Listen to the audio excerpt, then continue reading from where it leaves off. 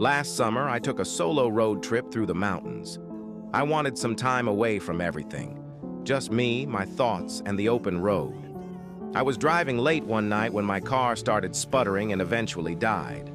I managed to coast to the side of a desolate road, completely cut off from civilization. My phone had no signal, and it was pitch black outside. I remembered passing a small town about 10 miles back, so I decided to walk there and look for help. After what felt like hours of walking, I finally saw a faint glow of lights ahead.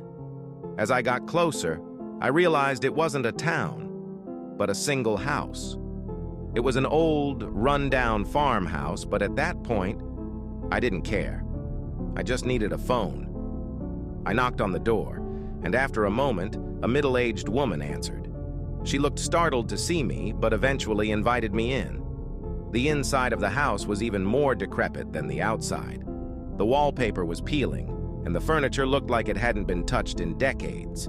She offered me some water and let me use her phone. I called a tow truck, and they said they'd be there in about an hour. While I waited, I made small talk with the woman. She seemed nice enough, but had an odd way about her. Every now and then, she'd glance at a closed door at the end of the hallway with a nervous look in her eyes. I asked her if she lived alone, and she hesitated before saying yes. About half an hour later, I heard faint shuffling noises coming from behind that door.